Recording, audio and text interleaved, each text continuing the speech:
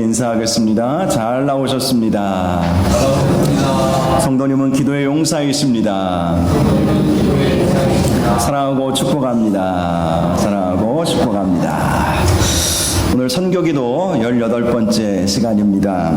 가르쳐 지키게 해야 합니다. 가르쳐 지키게 해야 합니다. 라는 제목으로 말씀의 은혜를 함께 나누겠습니다. 우리가 잘 알고 있는 마태복음 28장 18절에서 20절 말씀은 예수님께서 승천하시기 전에 제자들에게 말씀해 주신 대위임령, 선교의 대위임령이라고 합니다. 즉 하나님께서 모든 권세를 예수님께 주셨습니다.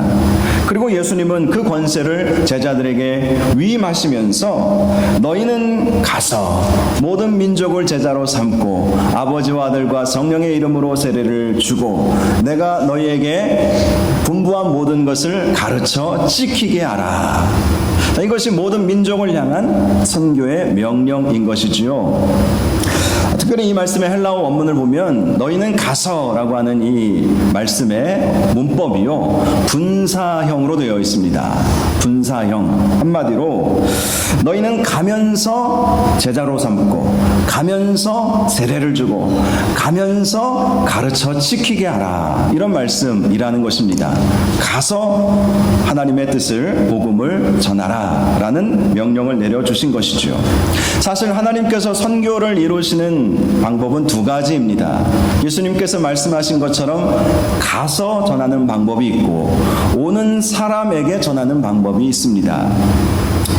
가는 선교는 하나님의 백성이 복음이 없는 곳으로, 교회가 없는 곳으로 직접 가서 복음을 전하고 교회를 세우는 사역을 말하는 것이지요. 사도 바울이 그렇게 했고 또 오늘날 선교사님들이 많이 그렇게 하고 있지 않습니까? 반면에 오는 사람들도 있어요. 복음이 없는 곳에서 복음이 있는 곳으로 오는 사람들이 있죠. 그들에게 복음을 전하고 예수 믿게 하고 교회 공동체 안으로 들어오게 하는 것도 선교의 한 가지 방법인 것입니다.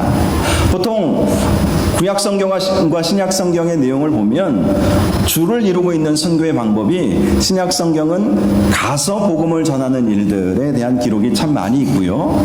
물론 온 사람들에게 복음을 전해서 교회 구성원으로 교회 공동체로 들어오게 하는 선교의 방법도 있지만 주로 신약성경에는 가서 복음을 전하고 교회를 세우고 예수 그리스도의 제자를 만들고 또 세례를 주고 또 말씀을 가르치는 그런 일들을 많이 하죠.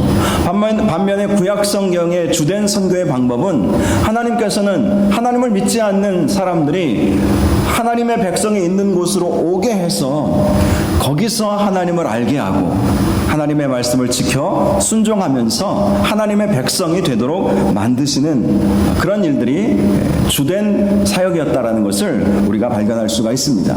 물론 가서 하나님을 전하고 하나님의 말씀을 선포한 일들도 분명히 있었죠. 요나와 같은 경우는 니느웨 성에 직접 가지 않았습니까? 그런데 이제 주된 방식은 주로 많이 나와 있는 방식은 구약 성경에는 오는 사람에게 하나님을 알려주고 하나님의 말씀을 선포하고 하나님의 백성이 되게 해주는 사역이었다면 신약 성경은 주로 가서 예수님의 제자들이 또 사도들이 예수 믿는 성도들이 교회가 없는 곳으로 직접 가서 복음을 전하는 사역들을 많이 말씀하고 있다는 것입니다. 우리가 계속해서 구약에 있는 선교에 대한 말씀들을 쭉 우리가 창세기부터 시작해서 지금 민수기까지 오고 있지 않습니까? 우리가 이 말씀들을 지금까지 살펴보면서 발견할 수 있는 특징은 구약의 선교의 방식은 하나님께서 하나님을 알지 못하는 사람들이 하나님의 백성이 있는 곳으로 오게 해서 하나님을 알고 하나님을 섬기게 했다라는 사실을 발견할 수가 있습니다. 지난달 선교 기도회 시간에도 이스라엘 백성과 함께 거류하는 타국인도 소제와 전제의 제사를 드려야 한다. 누구든지 예외가 없다.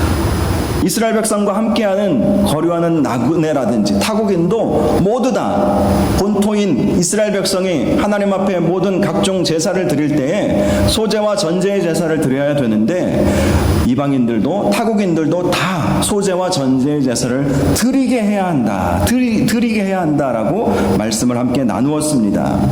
소재의 제사는 곡식의 제사이지요.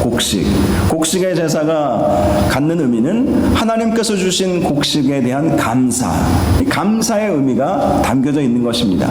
감사의 제사를 하나님 앞에 드려라. 예배드리는 사람은 감사의 마음으로 하나님 앞에 나와 예배드려야 한다는 것이었습니다. 또 전제는 포도주가 제물에 부어지는 제사이지 않았습니까? 이 포도주의 제사, 전제의 제사는 희생과 헌신을 의미하는 제사였습니다. 그래서 우리가 하나님 앞에 예배 드릴 때에 우리의 헌신, 우리의 희생, 사실 예배를 준비할 때 많은 분들의 수고와 헌신에 의해서 예배가 하나님 앞에 올려드리지 않습니까? 예배 전에 교회를 깨끗이 청소하고 정돈하는 일부터 시작해서 또 예배 후에 함께 식사의 교제를 나누기 위해서 식사 봉사를 또 해야 하고 또 반주라든지 또 여러 가지 모양으로 섬기면서 희생과 헌신의 제사, 예배는 꼭 이러한 요소가 있어야 한다는 것이죠. 그런데 그런 제사는 이방인이든 본토인이든 똑같이 예배가 없다. 이런 말씀을 해 주었습니다. 오늘 말씀도 이스라엘 백성과 함께 거류하는 타국인들이 동일하게 지켜야 할 규례에 대해 말씀해 주고 있는 것을 볼 수가 있습니다. 바로 부지 중에 범죄했을 때 어떻게 해야 할 것인가 하는 부분입니다. 22절을 보면 너희가 그릇 범죄하여, 이런 말씀이 나와 있죠. 이 그릇 범죄하여라고 하는 이 단어의 의미가 부지 중에 범죄했을 때라는 것을 의미하는 것이죠. 먼저 24절에서 26절까지의 말씀을 보면 온 회중이, 온 공동체가 부지 중에 하나님께서 모세에게 명령하신 그 명령을 지키지 못했을 때, 한마디로 온 백성 전체가 잘 몰라서 또 연약해서 실수로 인한 그런 죄를 졌을 때 어떻게 해야 할 것인가. 그것은 24절을 보면 온 회중이 부지 중에 범죄하였거든 온 회중은 수송아지 한 마리를 여호와께 향기로운 화제로 드리고 규례대로 소제와 전제를 드리고 숫 염소 한 마리를 속죄제로 드려야 한다고 말씀을 하고 있습니다. 자, 수송아지는 화제로 드려라. 이 화제는 번제의 다른 표현입니다. 번제와 화제는 같은 의미이죠. 이 번제는요, 하나님께 향기로운 제물로 삼는 제사였습니다. 보통은 그 내장을 다 제단에서 불사르고 그 나머지 고기는 진 밖에서 태워서 버리도록 하는 그러한 제사의 방법이 그 번제의 제사 방법이었습니다. 또 하나는 숫 염소는 속죄 제물로 하나님 앞에 올려드려라. 이 속죄제는 어떻게 했냐면요, 백성의 죄를 이 제물에 제사장이 안수하면서 백성의 죄를 전가하는 의식을 치릅니다. 온 백성의 죄가 이 제물에게 임하기를 원합니다 하면서 그 속죄 제물을 이제 죽여서 각을 뜨고 태워서 번제로 또 하나님 앞에 올려드리는 이 제사의 방법이었던 것이죠. 그리고 말씀을 보면 규례대로 소제와 전제를 드려라.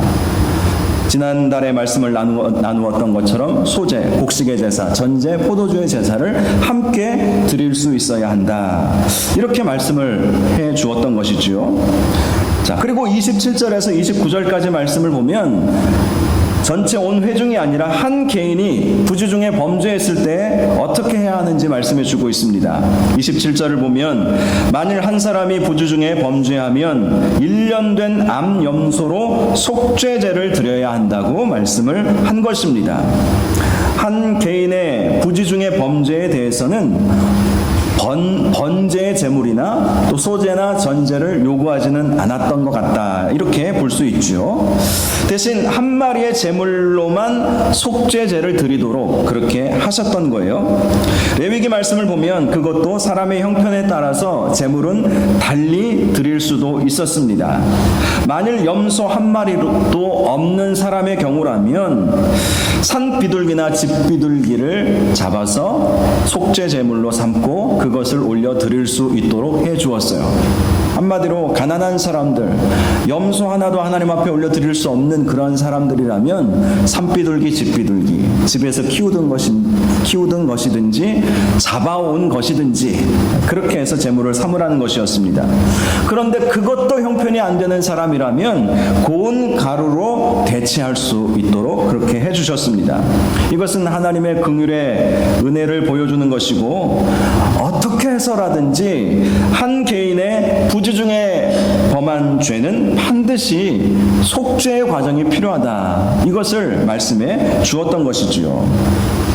마지막으로 오늘 본문 30절과 31절을 보면 본토인이든지 타국인이든지 고의로 무엇을 범하면 누구나 여호와를 비방하는 자니 그의 백성 중에서 끊어질 것이라. 그런 사람은 여호와의 말씀을 멸시하고 그의 명령을 파괴하였은즉 그의 죄악이 자기에게로 돌아가서 온전히 끊어질 것이라고 말씀을 하고 있습니다. 자, 부지 중에 범한 죄라면 온 백성이 함께 잘 몰라서 실수하여 지은 범죄는 번제와 속죄제와 또 함께 전제와 소제를 드리면 하나님께서 용서해 주세요. 또 한 개인의 경우는 속죄제물, 형편에 따라서 속죄제물을 하나님 앞에 올려드리면 하나님께서는 용서해 주세요. 부지 중에 잘 몰라서 인간의 연약함 때문에 그렇게 죄를 지은 경우는 하나님께서 얼마든지 용서해 주신다는 것입니다. 그런데 계속해서 반복적으로 똑같은 죄를 짓는다는 것은 그것은 부지 중에 범한 죄가 아니겠죠. 그런 죄는 고의로 죄를 짓는 것입니다. 그래서 하나님이 말씀하시죠. 본토인이든지 타국인이든지 고의로 범죄한다라면 그는 여호와를 비방하는 자들이며 결국 백성 중에서 끊어질 것이다. 하나님의 백성이 되지 못한다는 것이죠. 구원받지 못한다는 것을 말씀해 주고 있는 것입니다. 자, 이렇게 온 회중이 범죄했을 때에 어떻게 해야 할 것인가, 또 한 개인이 범죄했을 때 어떻게 해야 할 것인가, 또 알면서 지은 범죄에 대한 처리는 어떻게 될 것인가, 이 부분에 있어서 본토인이든지 타국이든지 법은 동일하게 적용이 된다. 이것이 오늘 본문의 핵심이라는 것이죠. 예외가 없다는 거예요. 타국인이라 할지라도, 오늘날로 말하면 사실 새가족이라 할지라도 이렇게 해석할 수도 있죠. 선교지에서 우리 선교사님들이 복음을 전하다가 이제 막 새가족이 왔어요. 새신자들이 왔어요. 기존에 열심히 신앙생활하는 사람이든지 아니면 새로 이제 공동체 안에 들어온 사람이라도 누구든지 지켜야 할 규례다. 누구든지 이 사실을 알고 동일하게 적용하도록 가르쳐 지키게 해주어야 한다. 이것이 오늘 하나님께서 우리에게 주신 말씀인 것입니다. 그래서 예수님도 너희는 가서 모든 민족을 제자로 삼고 또 아버지와 아들과 성령의 이름으로 세례를 주고 또 하나 중요한 것이 무엇입니까? 내가 너에게 분부한 모든 것을 가르쳐 지키게 하라. 구약에서는 율법을 지키게 하라는 것이고, 신약에서는 예수님께서 말씀하신 그 하나님 나라의 복음, 그 말씀을 가르쳐서 지키게 해줘야 한다는 거예요. 누구에게요? 모든 민족에게. 이제 막 복음을 접한 모든 사람들에게, 새가족이라도 이제 막 뭐 예수님에 대해서, 교회에 대해서, 신앙생활에 대해서 잘 모르는 사람들이겠지만 그들에게 무엇이 하나님의 뜻인지, 어떻게 신앙생활해야 하는지, 어떻게 하나님을 섬겨야 하는지 제대로 가르쳐서 그것을 지키도록 해 주어야 한다. 이 말씀을 해주고 있는 것입니다. 이 말씀은, 이 원리는 오늘날 이제 막 신앙생활을 하는 새가족들에게도 마찬가지이죠. 물론 처음부터 막 부담 주면서 신앙생활 어떻게 해야 되는지 막 이렇게 막 쪼고 막 이러는 것들은 우리가 조금 조심해야 하겠지만, 적어도 신앙생활의 기본이라고 할 수 있는 규범들이 있지 않습니까? 예배 생활에 충실해야 합니다. 주일을 성수해야 합니다. 기도와 말씀에 집중해야 합니다. 주님께 나올 때는 빈손 들고 나오지 말아야 합니다. 전도와 선교의 삶을 꼭 살아야 합니다. 이러한 말씀, 이것은 하나님께서 우리에게 알려주신 말씀이죠. 예수님께서 우리에게 가르쳐 주신 거예요. 그것을 그대로 알려주어야 된다는 거예요. 본토인이든지 타국인이든지 기존 성도들이든지 새가족들이든지 예외 없이 하나님의 말씀을 가르쳐 지키도록 해 주어야 한다는 것입니다. 제가 전에도 한번 말씀드렸지만 인도에 단기 선교를 다녀온 적이 있었는데요. 그때 참 감동적인 장면을 보았습니다. 수백 명의 현지인들이 모여있는 집회였습니다. 그때 한 분이 인도 분이셨는데 그분이 현지인들 그 자리에 모여있는 인도는 그 미존도 종족이 참 많거든요. 그래서 각 종족들에게로 이제 선교사님들이 들어가서 예수님을 전하고 복음을 선포하고 또 예수 믿겠다고 헌신한 그 새 가족들을 사실은 다 모은 자리였어요. 그 자리가. 이제 막 예수 믿기 시작하고 교회가 어떤 곳인지 이제 막 알아가기 시작하는 사람들. 북인도 캘커타에서 그 집회가 있었는데 그 주변 지역에서 뭐 어떤 분은 하루 종일 기차 타고 또 버스 타고 이렇게 오신 분들도 참 많이 계셨던 걸로 제가 기억을 합니다. 그분들을 이렇게 모아놓고 이제 집회를 하는 거기에 제가 함께 동참을 했었는데요. 제가 가만히 보니까 통역이 두 사람이 있어야 되겠더라고요. 먼저는 이 말씀을 전하시는 분은 이제 아주 인텔리였어요. 인도 현지 의사 출신이더라고요. 그분이 영어로 설교를 하면 그 영어 설교를 듣고 한 분은 힌디어로 인도의 공용어 중에 하나이죠. 힌디어로 또 번역을 해서 선포를 하는 거예요. 그러면 인도는요, 사실 영어와 힌디어가 많이 쓰여지기는 하지만 공용어라는 그런 개념은 없대요. 그러니까 워낙 수천 개의 종족들로 구성된 나라이기 때문에 그래서 특별히 어느 지역에는 어떤 종족 사람들이 좀 많이 모여 있지 않겠습니까? 그래서 힌디어로 통역을 하면 또 그 힌디어 통역을 받아서 한 사람이 현지 언어로 또 이렇게 선포하는 것을 제가 들어보았습니다. 저는 뭐 힌디어나 다른 현지 언어는 잘 모르니까 영어는 그래도 조금 알아들을 수 있어서 그분이 어떤 메시지를 전하는지 가만히 들어보았거든요. 그랬더니 그분이 하시는 말씀이 선교에 대한 도전이었습니다. 여러분들이 복음을 듣고 알게 되었으니 이제는 이 복음을 들고 여러분들의 마을로 가서 복음을 전하고 교회를 세우는 일을 감당해야 됩니다. 그렇게 선포를 하는 거예요. 그런데 그분들이 앉아있는 그 청중들이 다 아멘으로 화답하고 그렇게 하겠다고 헌신하고 결단하는 그 장면을 제가 너무나 감동적인 모습을 제가 본 거예요. 너무나 감동이 되어서 이제 수영로교회로 돌아와서 제가 수영로교회에 있을 때 인도에 단기 선교를 다녀왔던 건데요. 교회 돌아와서 제 감동을 나누면서 양육 담당 목사님들과 이야기를 나누면서 이런 제안을 했어요. 인도에 가보니까 이제 막 예수 믿기 시작한 사람들에게 선교, 전도에 대한 도전을 주더라.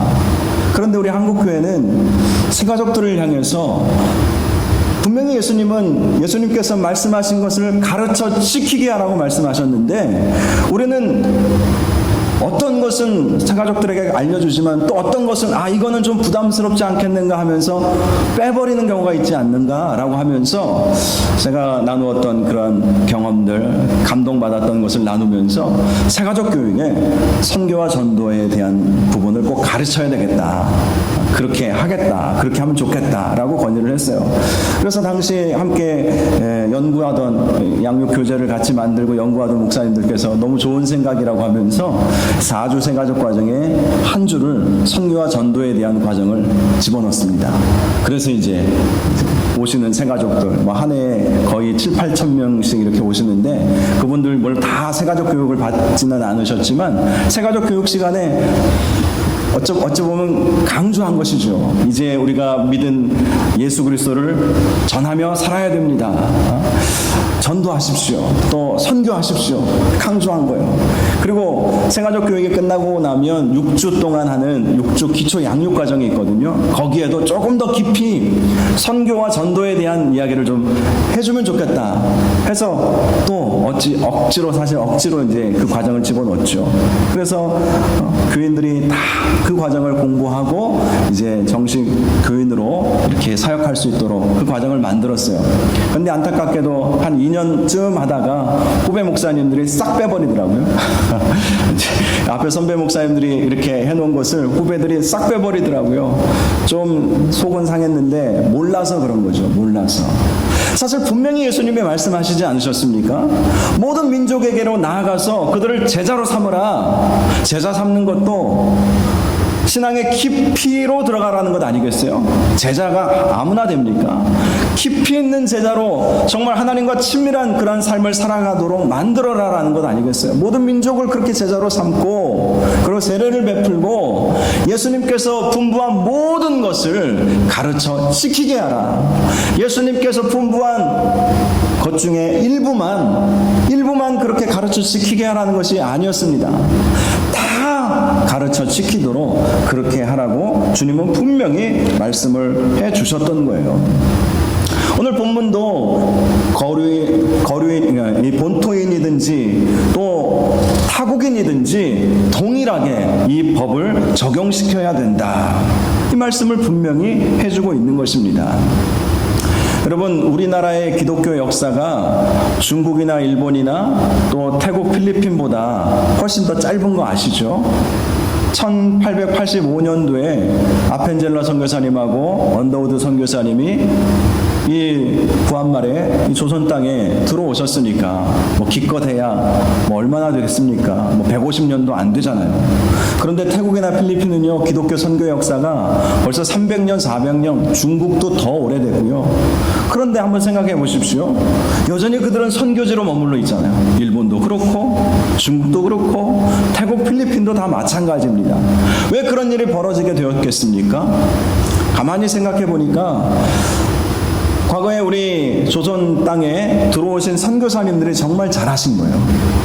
그때 선교사님들이 굉장히 젊은 선교사님들이 오셨다고 해요.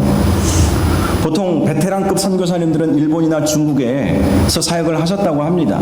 그리고 이 조선 땅에는 너무 미지의 땅이고 개방되어 있지 않은 곳이었기 때문에 이제 베테랑급 선교사님들은 조선 땅으로 들어갈 마음이 별로 없었대요. 대신 이제 막 은혜 받고 젊고 뜨거운 그런 열정이 있는 20대 선교사님들이 조선 땅에 오신 거예요. 언더우드 아펜젤라 선교사님이 오신 때가 아주 파릇파릇한 20대의 선교사로 오신 거예요. 그들은 선교에 대한 것은 잘 몰라요. 열정만 가지고 왔죠. 그리고 선교를 어떻게 해야 하는지 배운 대로 한 거예요. 그래서 네비게우스 그 선교사님의 그 원리라는 게 있어요. 자전, 자치, 자립 뭐 이런 그 선교의 원리가 있거든요. 그대로 한 거예요. 그대로 우리 조선 땅에서 이제 막 예수 믿기 시작한 사람들에게 교회를 당신들이 세워야 된다. 당신들이 전도해서 당신이 세운 교회에 사람들이 오게 만들어야 된다. 우리한테 손 내밀지 말고 당신들이 직접 헌금해서 교회를 세우고 학교도 세우고 또 병원도 세우고, 물론 선교사님들도 함께 많이 협력하기는 했지만 당신 나라 당신들이 책임져야 된다. 당신의 형제, 당신의 민족, 당신의 부모 형제, 당신들이 예수 전해서 믿게 해야 된다. 그것을 강조했어요. 그러다 보니까 1885년도에 처음으로 복음이 들어와서 선교사님들이 사역을 했잖아요. 그리고 나서 1907년도 평양신학교 졸업식이 있었습니다. 그러니 한 20년 정도 지난 이후에 당시 졸업했던 아주 유명한 목사님들이 있죠. 길선주 목사님이라든지 이런 목사님들. 이 평양신학교 1회 졸업생 때부터 시작해서 선교한 거예요. 우리 한국교회는. 지금 선교지에서 예를 들어서 일본이나 중국이나 또 태국이나 필리핀이나 물론 그 현지인 교회에서도 선교사를 보내는 경우들이 종종 나오기는 하지만 그것도 우리 한국 선교사님들이 열정을 심어 주었기 때문에 그런 그 선교지에서도 예수 믿는 사람들이 그 주변의 다른 나라로 가서 복음을 전하고 선교사로 헌신하는 일들이 사실 일어났지. 그 전에는 사실 그들은 복음을 받아들이기만 했지, 그들이 복음을 들고 세상 끝으로 땅 끝으로 나가려는 그런 이야기는 사실 많이 들어보지는 못했어요. 그런데 우리나라의 경우는 어떠했습니까? 복음이 들어온 지 얼마 안 됐는데도 불구하고 선교해야 되겠다고, 선교사로 나가야 되겠다고 하는 그러한 선교사들이 일어난 거예요. 왜 그렇게 되었겠습니까? 예수님께서 말씀하신 대로 알려주었기 때문이에요. 너희는 가서 모든 민족을 제자로 삼고 아버지와 아들과 성령의 이름으로 세례를 주고 내가 너희에게 분부한 모든 것을 가르쳐 지키게 하라. 그 말씀 그대로 당시 선교사님들이 우리에게 알려주었기 때문에 우리가 그 도전을 받고 이 복음을 나만 알고 있는 것이 아니라 우리 동네 사람들, 우리 가족들, 또 우리가 더 멀리, 그래서 중국에 그때부터 중국 선교, 또 하와이까지, 또 당시 제주도 같은 경우는 완전히 타문화권이라고 할 수 있거든요. 제주도 이기풍 목사님 같은 경우는 제주도 선교하러 간다고 미지의 땅으로 이렇게 가는 일들이 있었던 것입니다. 그렇습니다. 우리가 선교사님들 위해서 특별히 기도할 때 우리 선교사님들이 사람을 잘 세울 수 있도록 인도하여 달라고 그렇게 기도했으면 좋겠어요. 건물 세우는 것도 물론 중요하지만 사람 세우는 게 가장 중요합니다. 제가 전에 섬기던 교회에서 선교 목사로 사역할 때 선교사님들 만나면 1대1로는 제가 선배 선교사님들이기 때문에 뭐라고 이렇게 말씀드리기는 어려웠지만 전체 선교사님들 모이는 그런 자리에서 제가 가끔 말씀을 전하고 또 선교 목사로서 또 권면과 또 위로의 말씀을 전할 때가 있었거든요. 그럴 때마다 또 선교사님 지방생들 훈련시킬 때마다 제가 강조했던 것은 선교사님들은 선교지에서 뼈 묻지 마시고 한국에 돌아오셔서 한국에서 돌아가시라고 제가 늘 그랬어요. 근데 당시 선교사님들의 소원은 선교지에서 뼈를 묻고 싶은 마음, 그 마음 중심은 제가 이해하죠. 근데 선교사님들이 뼈 묻으려고 생각하는 순간 선교지에서는 선교사님이 없다면 선교가 제대로 이루어지지 않게 된다. 여러분, 인도도요 지금 선교사들을 추방하기 시작했다고 합니다. 중국은 선교사들 추방한 지가 오래됐죠. 코로나 이전부터. 코로나 때는 뭐 말할 것도 없고 코로나 이전부터 중국에 있는 선교사님들은 거의 다 추방이 됐어요. 제가 잘 아는 선교사님들도 다 추방돼가지고 한국에 오셔서 국내 사역을 하시든 아니면 말레이시아나 인도네시아로 가셔서 화교 사역을 하시든 이렇게 사역을 바꾸실 수밖에 없는 상황이 되어버렸는데요. 인도도 최근에 제가 얘기를 들어보니까 선교 정책, 그런 그 외국인에 대한 정책이 바뀌어가지고 다 추방을 시키고 있대요. 만약에 선교사님이 추방을 당하면 어떻게 되겠습니까? 그동안 해왔던 사역이 어떻게 되겠어요? 선교사님이 그래서 사람을 세우는 일에 정말 관심을 가지고 사람을 잘 세울 수 있도록 우리가 함께 기도로 협력해야 하는 것이죠. 본토인이든지 타국인이든지 동일하다. 정말 하나님의 말씀을 가르쳐 지키게 하는 것은 동일하게 적용되어야 할 문제라는 것입니다. 이 밤에 우리가 특별히 선교사님들 위해서 기도할 때 우리 선교사님들이 사람을 잘 세워서 우리 선교사님들이 복음을 전하고 하나님 말씀 그대로 잘 가르쳐서 우리 선교지에 있는 현지인들이 말씀대로 살아갈 수 있도록 위해서 기도하시고, 특별히 우리 자신에게도 이런 적용으로 기도했으면 좋겠습니다. 내가 먼저 말씀대로 살아가야 우리 새가족들이 나를 보고 말씀대로 살아갈 수가 있어요. 또 내가 먼저 말씀대로 살아가야 우리 새가족들에게 말씀을 가르쳐 지키게 할 수 있지 않겠습니까? 자기는 그대로 안 살면서 누구에게 살라고 하는 것이냐? 속으로 그렇게 생각하면 어떻게 하겠어요? 그래서 우리가 말씀대로 먼저 살고 그리고 그 말씀을 예수 믿지 않는 사람들에게 가르쳐서 지키게 하는 것, 내가 먼저 지키고 또 믿음이 연약한 성도들에게도 그 말씀대로 살고 지키도록 가르치는 그 일을 더 잘 감당할 수 있도록 인도하여 달라고 함께 기도할 수 있기를 바랍니다. 우리 선교사님들을 위해서도 그렇게 기도하셔서 선교지에 정말 신실한 현지인 사역자들이 계속해서 세워질 수 있도록 인도하여 달라고 함께 기도할 수 있기를 원합니다. 이 시간 우리 선교사님들께서 보내주신 기도 제목 보시면서 함께 기도할 수 있기를 원합니다. 먼저 앞장에 나와 있는 우리 선교사님들 위해서 기도 제목 보시면서 함께 기도해 주시기 바랍니다. 우리 주여 한번 부르짖고 함께 기도하겠습니다. 주여, 거룩하시고 존귀하신 아버지,